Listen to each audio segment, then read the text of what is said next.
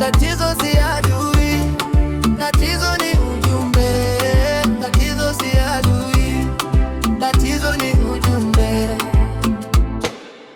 Kila tatizo lina kitu, linajaribu kukuonyesha.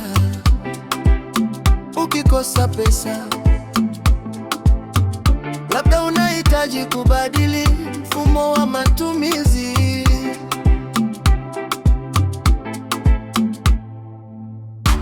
Ukikosa maendeleo, labda unahitaji kuongeza ujuzi. Ukikosa amani, labda unahitaji kubadili mazingira.